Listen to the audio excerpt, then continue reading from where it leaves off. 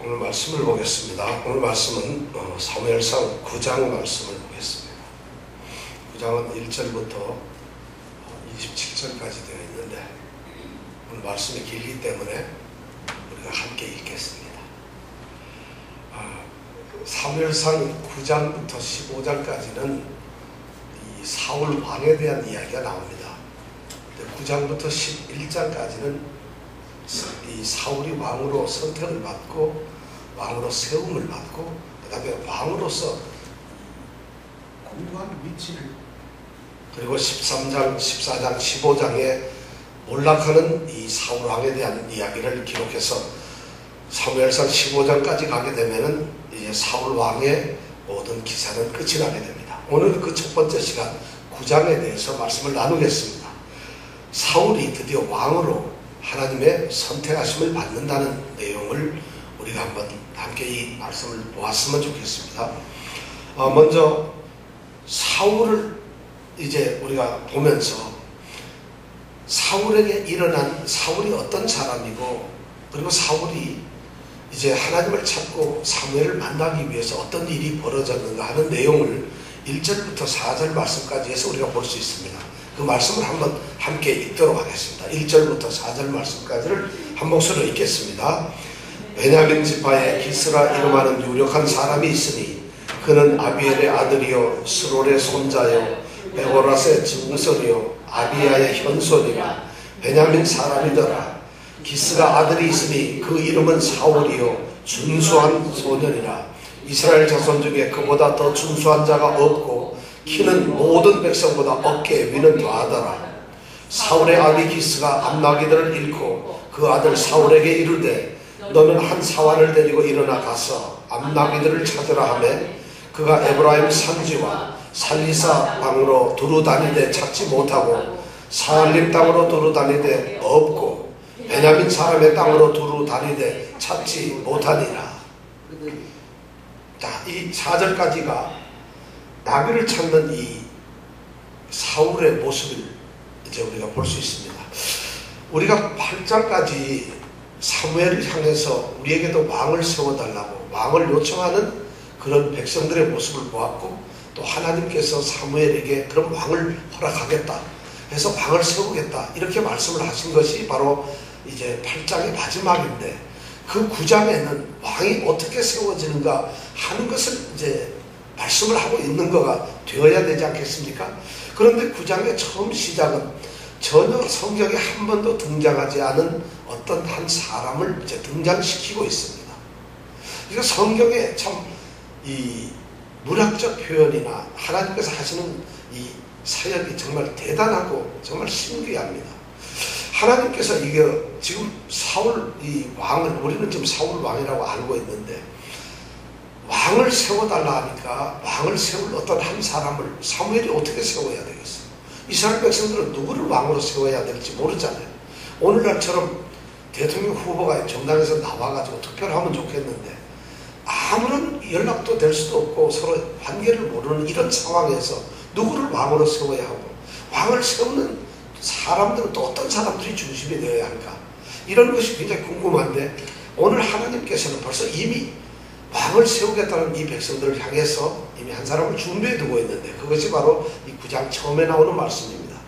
이 사울을 소개하는데 이 사울이라는 사람은 베냐민 지파의 사람입니다. 그리고 그 족보가 아주 증조할아버지, 고조할아버지까지 나오는 걸로 봐서는 집안이 그래도 뼈대가 좀 있는 그런 집안 사람입니다.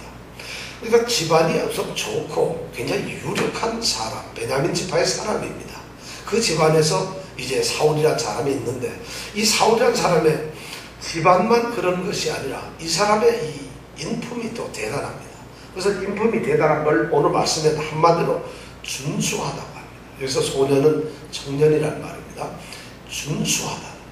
아주 빼어나고 무엇 하나 부족하거나 모자라지 않는 아주 훌륭한 그런 사람이라는 것을 지금 이야기하고 있습니다. 그런데 그것뿐만 아니라 인품도 좋고 가문도 좋은데 체격도 이 몸도 좋아요. 그래서 키가 커가지고 얼마나 크다고요? 머리 하나도 올라가요. 그럼 그분이 만약 버스를 타면 딱 쓰면 어떻게 될까요? 사울이? 따기를 보면 앞에서 뒤에까지 다 볼 수 있겠죠. 그렇게 키가 크다는 것이. 그러니까 당시에 이 베냐민 지파에서 사울이라는 사람이 이 기골이 장대에서 키가 그렇게 크다는 거죠.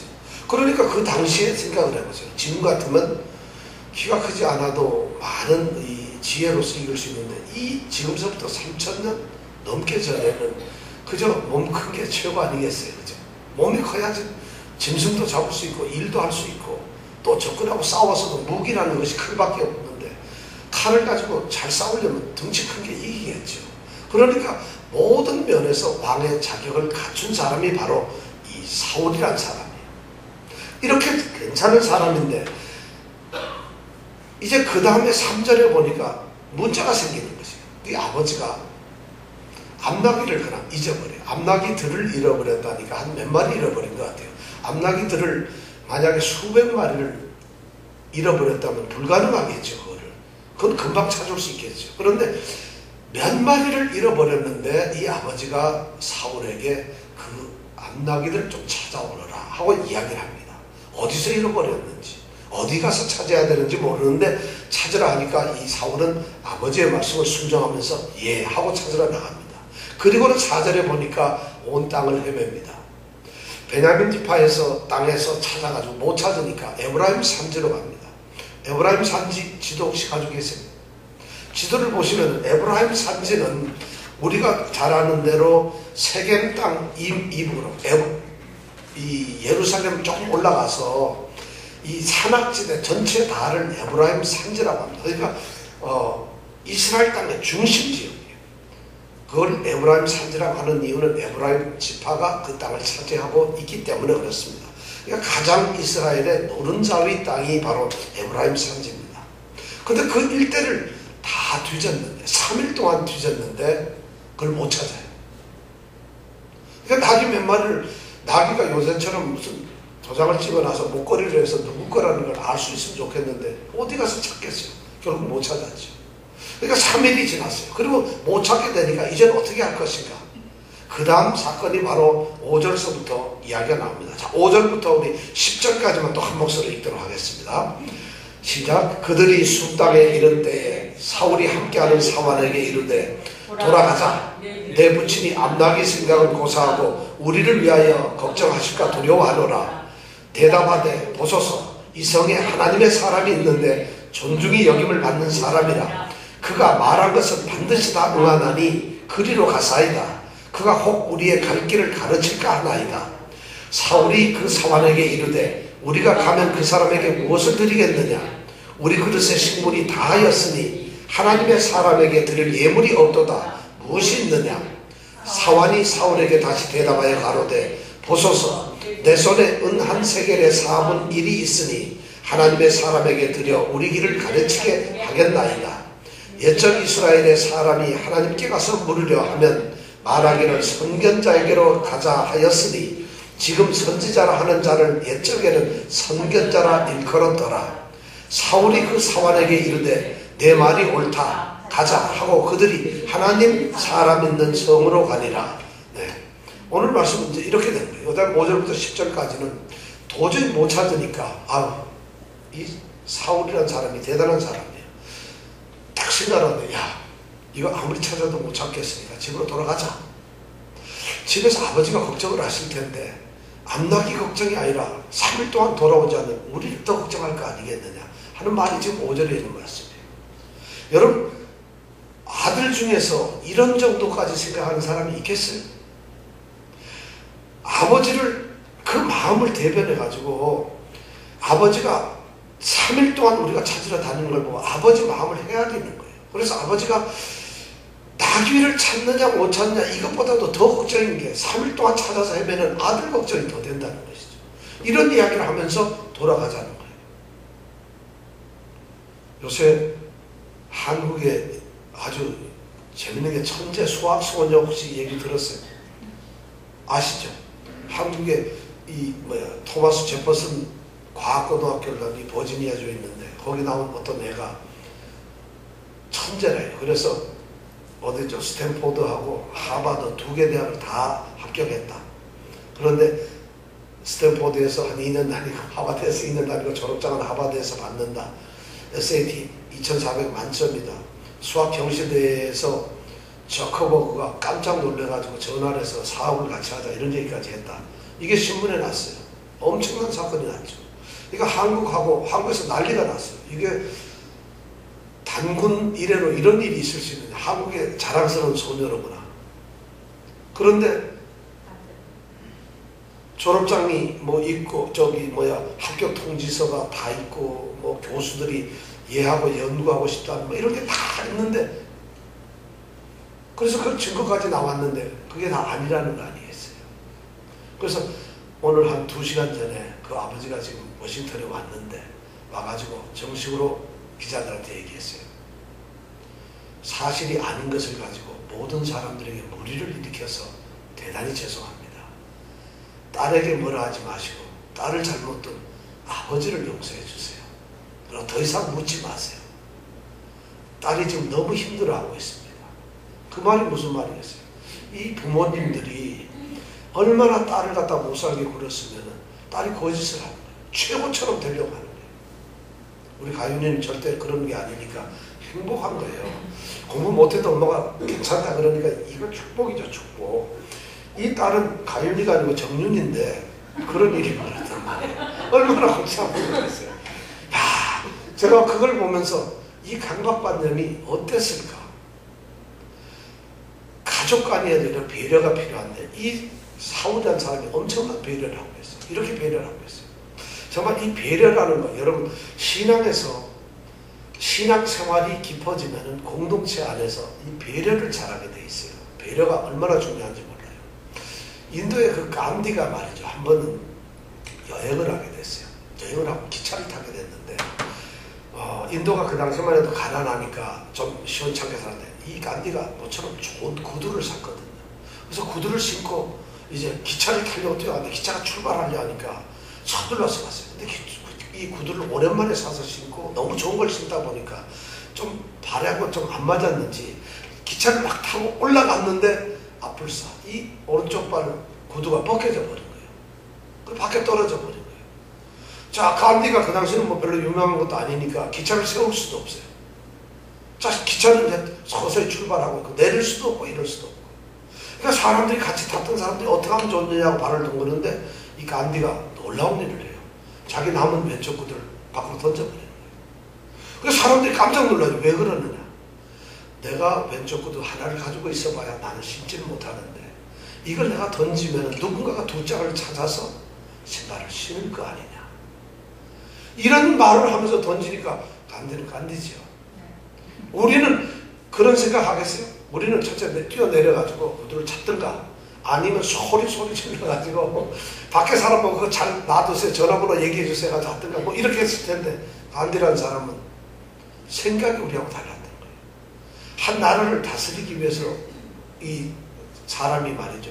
사고방식이 그렇게 되어 있다는 거지. 제가 그 얘기를 듣고 야, 나는 정말 그럴 수 있나 하는 생각을 하는데 이것이 아마 오늘 이 사울의 마음인 것 같아요. 자, 그러면 이 사울은 가문 좋고 체격 좋고 신체적 조건 좋죠. 성품, 인품 이 정도면은 왕으로서 조금도 부족함이 없죠. 그렇게 이제 이런 사람인데 이렇게 얘기를 하니까 그 같이 왔던 사환이 종이 얘기를 합니다. 그 무슨 말씀이세요? 우리가 지금 숲 땅에 와 있는데 숲 땅 혹시 찾아볼 수 있나요? 숲이 어딘가? 성경에 숲이라고 하는 건 지명 이름이에요. 숲. 숲이 나오나요? 숲은 우리 이병택 집사님이 있어요. 금방 찾았어요. 이럴 텐데 라마 바로 옆입니다. 왜냐하면 숲이라고 하는 이제 라마 옆에 나중에 가서 찾아보시면 돼요. 숲 땅에 도착을 했는데 바로 라마 옆에 라마는 뭐냐면 사무엘의 고향이죠. 라마가 사무엘이 지금 거기 살고 있는 땅이죠. 바로 옆에 와 있다는 거예요. 그러니까 이 종이 딱 생각하기를 갖다가 여기에 바로 이 성 옆에 성에 가면은 하나님의 사람이 있는데 그 사람은 뭐든지 말하면 탁탁 그대로 됩니다. 근데 그 사람한테 가서 한번 우리 암나기들이 어디 있는가 한번 가서 물어보기로 하시죠. 이렇게 얘기를 하는 거예요. 그러니까 이 사울이 뭐라고 해요? 그래? 그거 좋은데 그 사람한테 물어보려면 뭔가 좀 대가를 줘야 되는데 우리가 가진 게 하나도 없지 않느냐? 그러니까 이 사환이 저한테 은이 한 세겔이 있는데 그 반, 4분의 1세겔 25센트가 있습니다. 그러니까 그걸 갖다가 주고 우리가 합시다. 그래가지고 이 사울이 사무엘을 만나게 된다는 것이에요. 놀라운 사건이 벌어지는 것이죠. 저는 그런데 이 성경을 가만히 읽으면서 지금 사울은 사무엘에 대해서 아는 거예요, 모르는 거예요? 이 내용으로 봐서는 전혀 몰라요. 근데 사무엘상 처음서부터 끝까지 지금 현재 9장까지 볼 것 같으면은 사무엘은 블레셋하고 싸웠어도 이겼고 미스바에서 대집회를 했어요. 온 이스라엘을 모아놓고 심령대 부흥회를 했는데 이런 사무엘을 어떻게 이 사울은 모를까요? 이해가 안 되잖아요. 물론 요새처럼 이 미디어가 발달 안 돼서 TV 중계도 없고 아무것도 없으니까 그러니까 그렇다고 해서 이 사울만 미스바 집회에 자기만 빠진 걸까요? 아니 들은 소문도 있을 텐데 더군다나 이 사환인 종은 그걸 알고 있는데 라마에는 하나님의 종이 살고 있다는 걸 아는데 이 사울은 왜 그걸 몰랐을까? 몰랐는가 아니면 알았는데 사무엘을 그 하나님의 사람에게 갖다 만나게 되면 갖다 줘야 될 선물 사례비가 없어서 못 가는 걸까? 거짓말하는 걸까? 하여튼 요건 제가 보기엔 해결이 참 성경에는 이게 제가 쓸데없는 생각을 하는 건지 모르지만 이런 게 궁금해요 저는. 그런데 성경이 이걸 말을 해주질 않아요. 그러나 하여튼 하나님의 사람을 만나게 이제 됩니다. 그래서 이 사람들이 이제 만나러 갑니다. 자, 만나러 가는데 어떻게 만나느냐? 15절부터 21절까지를 또 한 목소리로 11절부터 14절까지 한번 또 같이 읽겠습니다. 11절부터 14절까지 시작. 그들이 성을 향한 비탈길로 올라가다가 물길로 나오는 소녀들을 만나 그들에게 묻되 선견자가 여기 있느냐? 그들이 대답하여 가로되 있나이다. 보소서 그가 당신보다 앞섰으니 빨리 가소서. 백성이 오늘 산당에서 제사를 드리므로 그가 오늘 성에 들어오셨나이다. 당신들이 성으로 들어가면 그가 먹으러 산당에 올라가기 전에 곧 만나리이다. 그가 오기 전에는 백성이 먹지 아니하나니 이는 그가 제물을 축사한 후에야 청함을 받은 자가 먹음이라. 그러므로 지금 올라가소서. 금시로 만나리이다 하는지라. 그들이 성으로 올라가서 그리로 돌아갈 때에 사무엘이 마침 산당으로 올라가려고 마주 나오더라. 드디어 그렇게 결정을 하고 이제 이 사울과 사환이 그 라마 성으로 향해서 가죠. 숲땅에서 이제 사무엘이 살고 있는 그 라마 성을 향해서 갑니다. 가다가 중간에서 이 바로 누구를 만나죠? 소녀들이 뭐 하고 있어요? 물길러요. 네, 물을 길러 나오는 소녀들을 만나. 그러니까 성에서 우물이 밖에 있었던 것 같아요. 근데 이 소녀들이 만나서 물어보는 거죠. 여기 선견자가 있느냐? 선견자는 선지자라는 말하고 동등한 말입니다. 선견자는 미리 본다는 얘기고 선지자는 미리 안다는 얘기고 그러니까 미리 보니까 다 아는 것이죠. 그래서 선견자는 말을 이제 쓰다가 나중에는 선지자라는 말로 이름이 바뀌었죠. 옛날에는 선견자로 썼다가 사무엘 시대로 와서 선지자라는 말로 이름이 바뀌죠. 그것을 이제 가로로 해가지고 구절에 보면은 설명을 해놨어요. 이거는 뭐 신학적으로 좀 문제가 있는 건데 그건 여기서 말씀을 안 드리고 하여튼 그렇습니다. 그래가지고 물길른 소녀들이 오니까 물어보는 거죠. 선견자들이 어디 사지? 선견자가 그러니까 바로 이 성에 산다는 것이에요. 그리고 마침 이 하나님의 사람이 오늘 이 성에 와 계신다는 것이에요. 사무엘이 라마에 있는 것이 쉽지 않아요. 왜냐하면 사무엘은 지금 몇 개 성을 돌면서 사역을 하죠. 그 성이 3개가 나왔는데 어디라고 그랬지?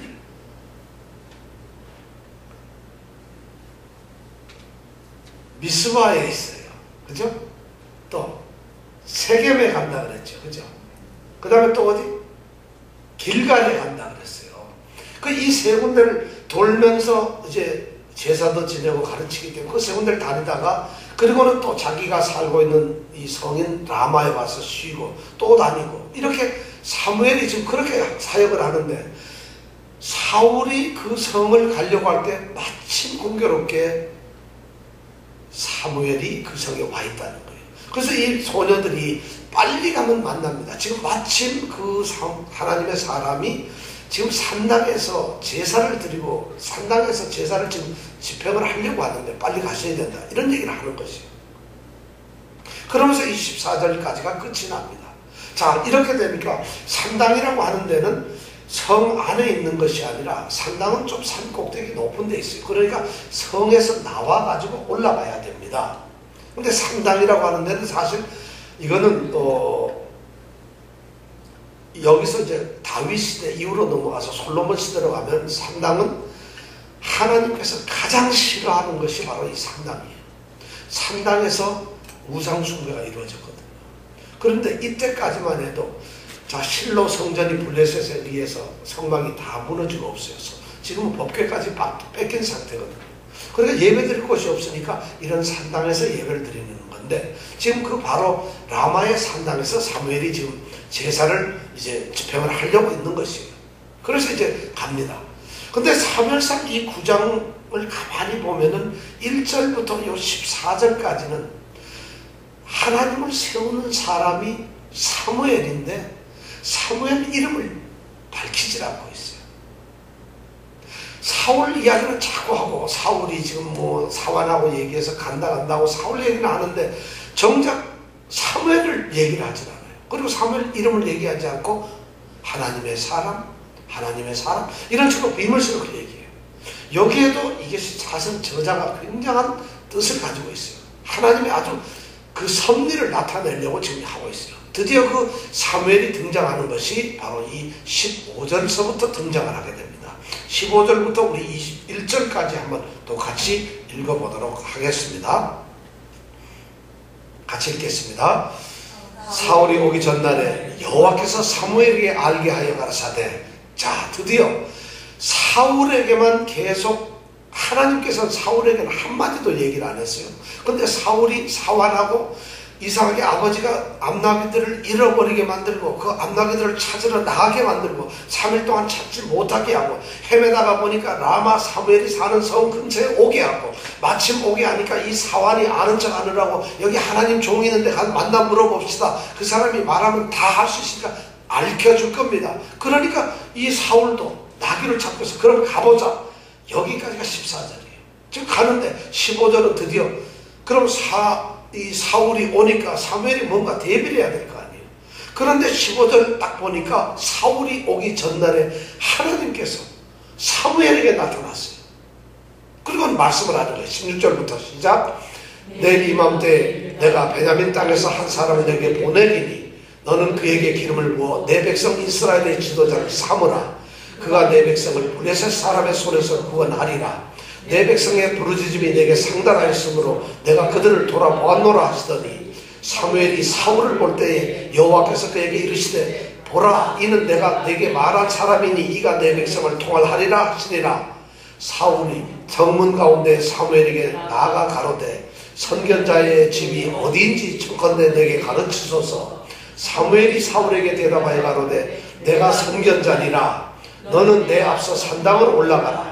너희가 오늘날 나와 함께 먹을 것이요 아침에는 내가 너를 보내되 내 마음에 있는 것을 다 내게 말하리라.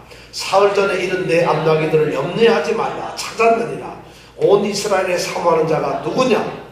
너와 내 알베의 온 집이 아니냐? 사울이 대답하여 가로되 나는 이스라엘 지파의 가장 작은 지파 베냐민 사람이 아니오며 나의 가족은 베냐민 지파 모든 가족 중에 가장 미약하지 아니하나이까 당신이 어찌하여 내게 이같이 말씀하시나이까.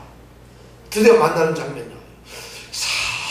이 사무엘도 사울도 서로가 알지 못하고 아무것도 모르는 상태인데, 사울은 아무것도 모르는 상태로 지금 사무엘을 찾아가는 것이고, 근데 하나님께서는 사무엘에게 지금 언지를 주시는 것이죠. 내가 베냐민 지파의 한 사람을 내일 너를 만나게 하겠다. 이맘때 오거든 그 사람을 왕으로 세우라는 것이에요. 왕을 세우는 것은 이스라엘 백성이 아니라 하나님께서 세우시는 거예요. 근데 하나님께서 이 왕을 세우는 이유가 뭐냐면은, 지도자를 세우는데 블레셋을 블레셋으로부터 구원을 하기 위해서요. 블레셋이 침공을 하고 못 살게 보니까. 그래서 하나님께서는 백성들이 그래서 막 울부짖고 힘들어하니까 블레셋으로부터 구원을 받게 하기 위해서 왕을 세우겠다는 거죠. 이 말씀을 가만히 들어보면 하나님께서는 왕을 세우지만은 사사기 시대처럼 사사를 세우는 것과 똑같아요. 15장에 넘어가면은 하나님께서는 사울을 왕으로 세운 것을 안타깝고 후회를 하세요. 그럼 하나님이 후회를 하실 수는 없잖아요. 그런 표현이 그런 건데, 그럼 사울은 실제 왕으로 준수하게 세워지지만 하나님께 합당한 사람이 아니에요. 근데 합당하지도 않은 사람을 왜 하나님은 왕으로 세울까요? 그런 심각한 문제가 여기서 이제 생깁니다. 그런데 이 왕이 그렇게 하나님께서 사울을 왕으로 세우는 이유는 오늘 이유가 보니까 블레셋 사람들로부터 구원하기 위해서요. 하도 백성들이 울부짖으니까 그러면 내가 사울이라는 왕을 세워서 구원을 하겠다는 거죠. 이 사사들을 세워가지고 사사들이 하나님께 막 백성들이 우리 죽겠습니다 하니까 사사들을 12를 보냈잖아요. 근데 사사들 우리가 12명을 다 배웠지만은 사실 하나님께 합당한 그런 제대로 된 사사가 없어요. 전부 신학적으로 신앙적으로 하나님을 잘 모르고 하나님을 알아도 엉뚱한 행동을 하는 정말 이상한 사사들이었다는 걸 우리가 사사기서에서 봤어요. 우리는 어려서 사사기 하면 사사들 하면은 하나님께서 선택한 가운데 토막들인 줄 알았는데 사사기를 읽으면서 우리가 봤을 때 사사들은 정말 어떻게 보면 동네 껄렁패들이고 신앙도 없는 사람들이었어요. 그런데 하나님들이 그들을 선택해서 이스라엘 백성을 구원하는 사람으로 만들었다는 거죠. 그러니까 하나님께 쓰임을 받는다는 건 반드시 그 사람이 하나님께로부터 인정을 받았다는 것은 아닐 수가 있다는 것이에요.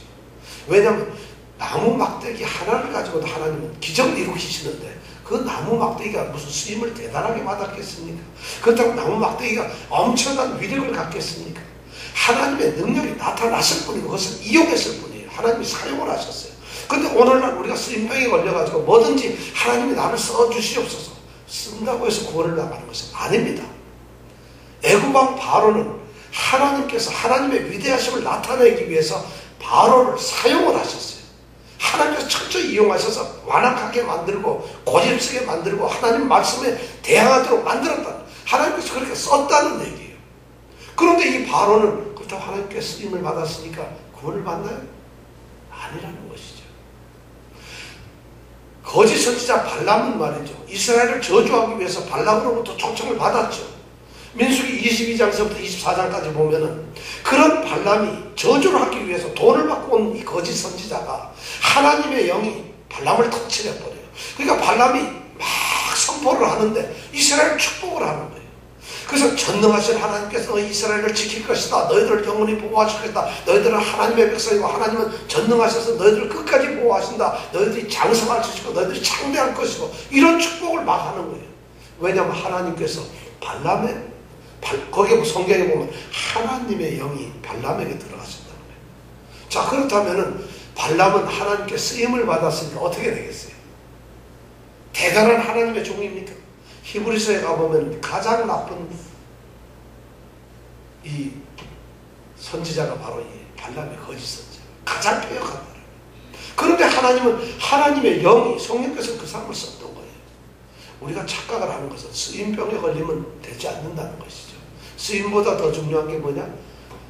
열매라는 것이에요. 성령의 사람이 되는 것이라는 게 뭐냐면 성령의 능력이 나를 통해서 성령께서 역사하시는 것도 중요합니다. 은사가 너무 중요합니다. 사실은 나를 쓴다는 것이 너무 기쁘잖아요. 그런데 그 나를 썼기 때문에 내가 좋아지는 건 하나도 없어요. 왜냐하면 나는 도구였을 뿐이고 역사를 하는 건 전부 성령이니까 아무것도 아니에요. 그런데 내가 진짜 중요한 것은 성령과 나의 인격적 관계는 성령께서 내 안에 열매를 맺히는 거예요. 내가 성령의 사람으로 달려져서 성령의 9가지 열매를 내 삶에서 이루어내는 거. 이것이 바로 성령의 사람이에요. 우리 여기 계시는 분들 전부 성령의 쓰임받죠. 성령의 열매를 맺읍시다. 옆에 사람하고 얘기하세요. 시작. 쓰임받지 말고 열매를 맺자. 아, 쓰임도 받아도 좋겠지. 자, 그래가지고 이제 이렇게 이제 만나다 보니까 15절에 보니까 하나님께서 나타났죠. 그 16절에 얘기를 했죠. 그래서 이제 마침 사무엘이 그 라마 성에서 나와가지고 성문을 나옵니다. 그래서 산당으로 올라가려고. 그런데 이쪽에서 사울이 또 이 성문으로 들어가려고, 성에 들어가서 성견자를 만나려고. 그러니까 어디서 만났겠어요? 바로 성문에서 잘 만난 거죠. 성문에서 사무엘이 딱 걸어 나오는데 딱 보니까 둘이 오거든. 요 사람들이 누군가. 왜냐면 같은 동포들이니까 얼굴이 다 똑같이요. 지파만 다르다 뿐이지. 그죠? 그러니까 모르죠. 그런데 이 사울이 저는 선견자를 찾으러 왔는데 선견자 집이 어디 있습니까? 하고 성으로 들어가려는 거예요. 그 순간 사무엘이 탁 한개가 이거 하나님이 말씀한 거구나. 그러니까 이 사무엘은 아는데 사울은 모르는 것이죠. 이것이 뭐냐면 하나님의 사람들. 하나님의 사람들은 볼 수가 있어요. 근데 하나님의 사람들은 쓰임을 받아도 모르는 거야. 자기 아무것도 모르는 거야. 여러분들, 그러니까 영적인 눈을 가지고 하나님 사람으로서 하나님이 알게 하는 것, 이것이 중요하다는 것이 알아야 된다. 그러니까 사무엘은 금방 알아서 하나님께서 어제 하시던 그 사람이로구나 하고 바로 얘기를 하는데 사무엘은 모르니까 선견자 집이 어디죠? 하고 물으니까 내가 선견자다. 그러니까 그러면서 이제 사무엘이 얘기하는 거죠. 야, 내가 지금 산당으로 올라가는데 거기로 올라가라 먼저. 그래서 거기 가서 먼저 제사를 드리자 하고 이렇게 얘기를 합니다. 그리고는 이제 올라가서서 이제 모든 얘기를 다 하는데 저는 이 사건을 보면서 이 하나님의 이 섭리라는 거, 프로비덴스라고 하는 이 섭리라는 것이 정말 참 신명막측한 거예요. 하나님께서 이 세상에서 행하시는 모든 것이 섭리잖아요. 근데 그 하나님께서는 우리에게 뭘 하는데 무슨 일이 어떻게 벌어질지 사실 아무것도 몰라요. 그런데 하나님께서는 이렇게 섭리를 하는 것이에요. 근데 그 섭리를 하시는데 우리는 사실 그 하나님께서 이루어내는 일을 무슨 일이 어떻게 이루어질지 아무것도 몰라요. 성경에 보면 이 하나님께서 하신 일에 대해서 요셉의 이야기 보면 너무 잘 알잖아요. 형제들이 요셉을 팔아넘기죠. 잘난 척하고 꼴값하고 지가 너무 뛰어난 척하려고 그렇게 의지되고 하니까 팔아버리죠. 그래서 가서 종으로 돼버렸어요. 사실 어떻게 보면 죽어야 될 친구인데 살았죠. 그러니까 종으로 팔려가지고 형편없는 삶을 살죠. 그러나 그 사람이 나중에 거기서 성공을 하게 되고 하나님의 쓰임을 받죠. 그런데 나중에 흉년이 되니까 다시 만날 가족과의 만남을 갖게 되잖아요. 그때 이 가족들이 얼마나 두려웠겠어요. 이게 형들이 동생 요셉이라는 사실을 알았을 때 그들이 충격이 말할 수 없었을 거 아니겠어요. 이제 죽었구나 할 거 아니겠어요. 근데 요셉이 뭐라 그래요? 당신들이 나를 판 게 아니라는 거예요. 창세기 거기 보면 제가 소름이 끼쳐요. 당신들이 나를 판 게 아니라 하나님께서 우리 모두를 구원하시기 위해서 나를 이곳에 먼저 보내신 거라는 거예요. 이것이 섭리라는 거예요. 상식적 인간들의 눈으로 보면은 이거는 형제가 아니라 원수지가 아니라 팔린 사람이에요. 제가 요셉이라면 여러분들 잘 걸렸다 해가지고 하나씩 머리털을 뽑아가지고 죽였을지도 몰라요. 자기를 평생 고생시켰으니 이걸 어떻게 놔두겠어요. 그런데 이 요셉이 생각하는 이것이 바로 하나님의 사람이라는 것이에요. 사고방식이 달라요. 당신들은 나를 죽으려고 이렇게 팔고 했죠. 당신들은 지금 죄책의식 조금 더 갖지 말라는 것이에요. 이것이 거대한 보이지 않는 하나님의 손길이라는 것이에요. 내가 여기에 오지 않아서 우리 가족 모두 다 죽는 거고 나도 죽었다는 것이죠. 그런데 이런 흉년이 올 줄 알고 나를 여기 미리 보내셔서 우리를 구원하시기 위해 했다는 이런 놀라운 얘기를 하는 거죠. 여러분 무슨 일이 생기더라도 낙심하지 마세요. 하나님을 의지하는 것이 중요하지 무슨 일이 생기는 게 중요한 게 아니에요.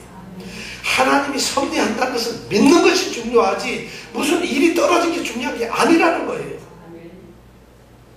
신약에도 그 유명한 이 섭리의 사건이 있죠.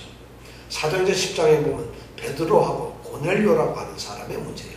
고넬료는 가이사라라고 하는 데가 있어요. 지도 한번 보세요. 가이사라는 거기 그 지도에는 안 나왔겠네. 신약 지명이니까 제일 아래쪽에 요파 쪽에 있는 바로 요파 옆에 있는 그 도시인데 이제 신약 시대의 도시인데 그 가이사라에서 이 고넬료가 있어요. 백부장, 이탈리아 군대의 백부장이니까 100명의 보아를 둔 중대장님이 있어요.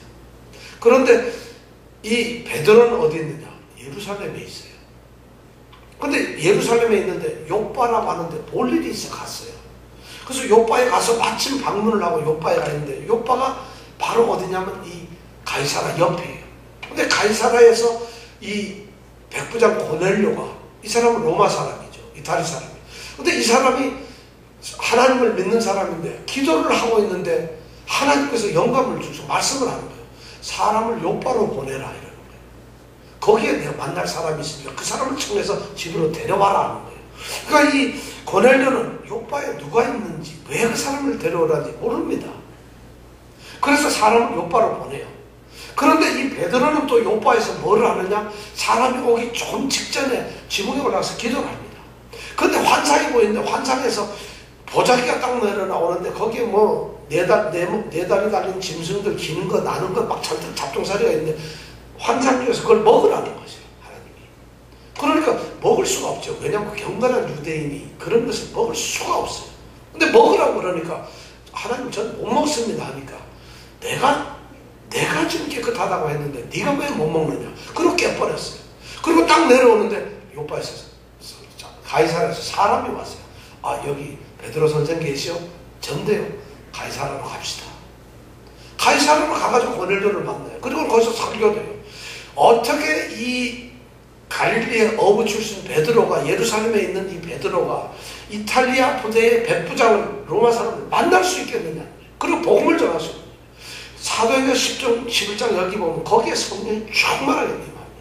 놀라운 역사가 일어납니다. 이것이 하나님의 섭리예요. 참 하나님의 섭리라는 건 정말 우리가 알다고도 모르는데, 여러분 하나님의 섭리를 믿으십시오. 하나님을 믿는 건 모든 우리의 일, 하나님의 사람들을 이끌어가시는 우리 하나님이고 반드시 이끌어간다는 걸 믿으셔야 돼요. 이것이 너무 중요해요. 성경에는 고대 사해사본이라는 게 있습니다. 성경의 원본은 없어요. 성경에 제일 처음에 썼던 원본은 이 세상에 존재하지 않잖아요. 없어요. 그런데 사본이 있는데 사본을 가지고 우리가 성경을 전문을 보는데, 사해사본이라는 건 뭐냐면 로마가 이스라엘에서 예루살렘을 초토화시켜서 다 멸망을 시킵니다. 그때 신앙을 지키기 위해서 사해 근처, 사해는 바다 어딘지 알죠? 그 근처에 동굴에서 숨었던, 정말 순교를 피했던 사람들이 있어요. 그 사람들이 하나님의 말씀을 베껴 쓰는 거예요. 양피 가죽에다가 또는 파피루에서 씁니다. 그래가지고 막 성경을 다 썼어요. 그런데 로마 분들이 거기 쳐들어오는 거예요. 그러니까 겁나니까 이 사람들이 항아리에다가 그걸 넣고는 동굴에다 감췄어요. 그리고 동굴을 닫아버렸어요. 그러니까 온 세상 사람들이, 그러고 나서는 그 사람들은 거기에 붙잡혀서 죽고, 로마 분들은 그 사람들이 살던 집 다 불태워버리고, 그리고 그냥 사회가 옆에 있는 그 주거지가 엉망이 되어버린 거죠. 그리고 수백 년이 아니죠. 거의 지금부터 그러니까 50년이 안 됐는데, 그때 지금부터 그러니까 뭐 2000년이 거의 지난 시대에 어느 한 양치는 소년이 양을 치는데 양이 자꾸 도망을 가는 거예요. 그래서 따라갔더니 그 동굴로 들어가요. 동굴로 들어갔는데 봤더니 거기 항아리가 있는 거예요. 항아리를 보니까 거기에 책들이 있는 거예요. 그러니까 이 소년이 건드리려다가 말고 이게 무슨 책인가 깜짝 놀라요. 왜냐면 2000년 됐으니까 건드리면은 그러죠. 그러니까 이거를 얘기를 했는데, 이것이 바로 오늘날 우리가 성경을 보는 가장 고대의 사본이라는 거죠. 이런 일을 하나님께서 하신다는 것이죠. 아무도 알 수가 없어요. 하나님이 하시는 이 역사가 참 보면 대단한 이야기들이에요. 이런 것이 하나님의 섭리예요. 그럼 하나님의 섭리는 도대체 그렇게 하는데 어떤 일이 있을 것이냐. 오늘 중요한 말이 있어요. 20절에 보면은 사흘 전에 이른 내 암나기들을 염려하지 말라. 찾았느니라. 여러분 이 말의 은혜를 받아야 됩니다. 지금 사울은 하나님의 섭리고 뭐 관심이 없어요. 양 찾는 거, 이 나귀들 찾는 거에 전부 다예요. 지금 산당에 가서 제사 지내지만 아무 생각도 없는데 20절에 보니까 하나님의 사람 사무엘의 입을 통해서 자기의 아픈 것을 딱 짚어주는 거예요. 사흘 전에 이른 내 암나귀들을 염려하지 말아요. 찾았다는 것이에요. 얼마나 놀라운 말이죠. 사울이 아마 내가 볼 순간 깜짝 놀랐을 거예요. 3일 동안 찾아서 못 찾았는데 이 선견자를 만났더니만 아니나 다를까 그걸 찾았다는 것이에요. 염려하지 말라는 것이에요. 하나님의 섭리는 말이죠. 막연한 것이 아니라 우리가 아주 작은 일에서 하나님께서 그 섭리를 하나씩 이루어 가신다는 것이에요. 그러니까 뭐냐면 하나님의 섭리를 바라고 이렇게 하면 야 하나님께서 무슨 일을 이루시겠지 가만 앉아서 누워있으면 안 된다는 것입니다. 그리고 우리가 작은 일이 생기니까 이런 일 정도는 안 해도 하나님께서 큰 일을 이루시겠지 이러면 안 된다는 거죠. 낙이 찾는 이런 단순한 일을 했지만 하나님께서는 지금 사무엘에게서 사울하고 만나면서 중요한 것은 왕으로 세우느냐 안 세우느냐 이것이 더 중요한데 놀랍게도 암나기의 문제, 사울에게 가장 중요했던 이 문제를 하나님께서 해결해 주신다는 거죠. 그러니까 하나님의 섭리는 우리가 가지고 있는 고민들, 우리가 가지고 있는 염려, 걱정들, 우리가 가지고 있는 고통들을 반드시 하나님의 섭리 가운데서 먼저 우선적 해결을 해 주신다는 것이요. 그러니까 우리가 섭리를 믿고 뭘 해야 된다? 기도해야 된다는 것이요. 그러면서 이 사울이 얘기하죠. 자, 그러면서 사무엘이 뭐냐 하면 20절에 보면 이스라엘에 사모하는 자가 누구냐? 이스라엘 온 백성들이 간절히 원하고 사모하는 사람이 누구냐? 그 사람이 바로 너와 내 아비의 온 집이 아니냐? 네가 아니냐? 니네 집이 아니냐? 이 얘기는 뭐예요? 네가 지금 그런 온 백성들의 지금 관심의 대상이 되어 있고 네가 지금 중심 인물이라 네가 지금 왕이 된다 이런 얘기를 하고 있는 거예요. 느닷없이 이 말을 들었을 때 사울이 머리가 좋아서 알아들었겠어요. 무슨 말인지 깜짝 놀라니까 21절에 보니까 사울이 대답하여 가로되 나는 뭐라고요? 이스라엘 지파 중에서 가장 작은 지파. 그리고 이스라엘 지파 중에 가장 작은 지파가 어디죠? 어떻게 알아요? 이거는 겸손해서 하는 소리예요. 그거죠. 이걸 그냥 겸손해서 하는 거예요. 이런 말을 똑같이 한 사람이 누구죠? 기드온이 그랬어요. 기드온이 하나님의 사자가 하니까 저는 이스라엘에서 가장 작은 베냐민 지파고 그리고 제일 또 벨볼이 없는 동네에 살고 있는데 이런 얘기를 하는데 지금 이 사울이 똑같이 얘기해요. 그럼 정말 이 베냐민 지파는 가장 작았는가? 그리고 베냐민 지파에 있는 이 집안 가장 미약한 집안인가? 이 지금 기스라고 하는 사람, 이 사울의 집안이 가장 형편없는 집안인가? 사실 제가 보기엔 그럴 가능성이 많아요, 여러분. 우선은 사사기서 19장부터 21장 마지막 3계장을 보면 놀랄만한 사건이 있죠. 그게 뭐죠? 우리 다 배웠는데 이명택 집사님 알 것 같아요. 뭐죠? 에브라임 산지에 사는 어떤 한 레위 제사장이 첩이 있었는데 첩이 도망을 가가지고 베들레헴으로 가버렸잖아요. 그래서 베들레헴에 가가지고 장인어른 만나가지고 살살 꼬셨는데 그래가지고 데리고 이틀 있다가 오려고 그랬는데 한밤 더 자서 또 자고 또 한밤 더 자는 바람에 그리고 데리고 오죠. 데리고 오다가 예루살렘으로 가서 잠깐 하니까 아 거기는 외인들이 있으니까 해가지고 가서 자는 곳이 어디냐면 기브아라고 하는데요. 기브아가 어디냐면은 바로 사울의 고향입니다. 베냐민 지파의 집안이에요. 기브아라는 곳에 가요. 근데 기브아에 가서 딱 하는데 기브아 어떤 잘 데가 있어야죠. 근데 어떤 노인이 잘 데 없으면 우리 집에 오셔 해서 그 집에 들어갔죠. 그 집에 들어가는 순간 그날 밤에 무슨 일이 있었습니까? 기브아에 온 남자들이 와가지고 내놓으라는 거예요. 누구를 내놓으라는 거죠? 남자를 내놓으라는 거예요. 그 신랑을 내놓으라는 거예요. 동성애를 하는 거죠. 내놓으라니까 도저히 안 되니까 여자를 내놨죠. 이 주인이 뭐냐면 내 딸이 있는데 필요 없으니까 여자를 내줘. 이 첩을 내는 거예요. 첩이 밤새도록 윤관당해가지고 처참하게 그 다음날 문지방에서 죽죠. 그러니까 이 레위 사람이 그 여자를 데리고 자기 동네로 갔어요. 그리고는 어떻게 했죠? 칼로 조각조각을 내가지고 그 한 걸 온 지파에다 한 덩어리씩 보냈어요. 이런 일을 내가 당했다. 그래가지고 나머지 11지파가 모두 합쳐가지고 이제 이 베냐민 지파를 공격을 하죠. 그래서 전멸 4만 1000명이 죽었어요. 아니 5만 100명이네. 죄송합니다. 2만 5,100명하고 2만 5,000명이면 더하면 5만 100명이죠. 그래서 5만 100명. 그러니까 베냐민 지파를 완전 섬멸을 해요. 다 죽여버렸어요. 그러니까 지파 자체가 없어졌어. 근데 그 중에서 도망간 남자들이 600명 있었는데 이 사람들이 베냐민 산꼭대기에 올라가가지고 베냐민 지파 산꼭대기에 올라가서 림몬이라고 하는 곳에 가서 숨었어요. 남자들만. 그러니까 온 마을을 베냐민 지파의 마을을 다 숙대밭 만들었어요. 5만 명이나 되는 이 지파가 600명만 남게 되는 것이죠. 그것도 남자들만. 그러면 다른 지파들은 적어도 5만 명, 6만 명, 7만 명 있다는 거예요. 그럼 베냐민 지파는 아무도 없다는 얘기죠. 600명. 그러니까 이 사람이 남자만 있으니까 장가를 갈 수 있나. 왜냐하면 이 나머지 11지파가 베냐민 지파에게 여자를 주는 사람은 엄벌해 죽여버린다는 거예요. 아무도 못 죽는 거예요. 그러니까 이 사람들이 뭐를 했죠? 요단강 동편에 있는 길르앗 야베스에서 처녀를 갖다가 400명을 훔쳐왔어요.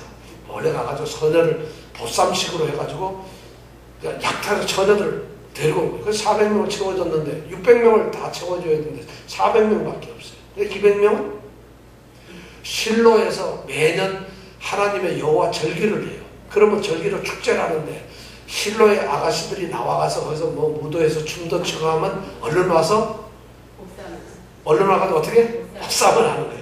뒤집어쓰고 자르로. 그래가지고 납치를 해서 200명을 납치를. 그래서 600명이 장가를 갔어요. 제가 보기에는 사울이 그런 사람 중에 하나예요. 그러니까 유력한 집안, 9장 1절에 보면 기스가 유력한 집안 사람이라는 게 생각을 해보세요. 베냐민 지파 땅이 얼마나 넓어요? 근데 5만 명이 나눠갔던 땅을 600명만 남았으니까 600명이 다시 나눠가지면 1인당 땅 부자가 되지 않았겠어요? 당연히 유력한 사람들이 됐을 거죠. 그러지 않았을까요? 그리고 이 사람들은 사울은 그 집안의 사람이고 그러니까 지금 사울이 말하는 건 지금 그 얘기를 하고 있는 건지도 모르겠어요. 우리 베냐민 지파는, 근데 우리는 이렇게 읽으면 겸손하다 생각하는데 실제로 지금 이 사무엘은 바로 사사기의 마지막 그 끝이기 때문에 그 사건이 있고 나서 얼마 되지도 않았어요. 1, 20년, 한 30여 년, 40년 이렇게밖에 안 지났어요. 그러니까 600명이 갑자기 6만 명이 될 수는 없잖아요. 가장 작은 지파예요.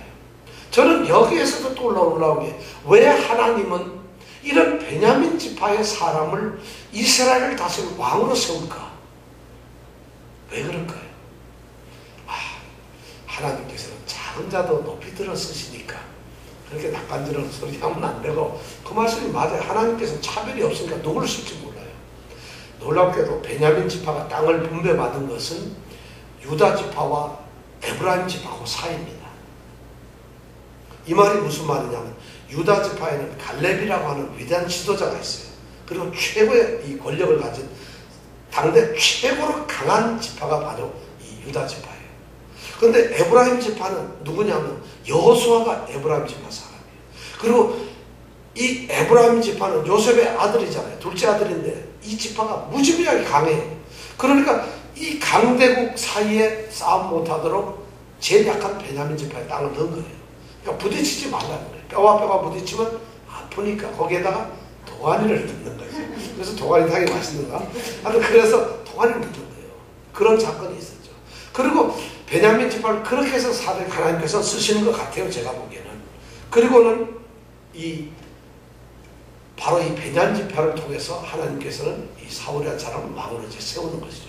그리고 나머지 22절부터 끝에까지는 이제 그 세우는 걸 갖다 이 사무엘이 산당에서 이제 파티를 여는데 30명을 초청했어요. 그리고는 제일 중앙 좌석을 바로 이 사울을 앉히는 거예요.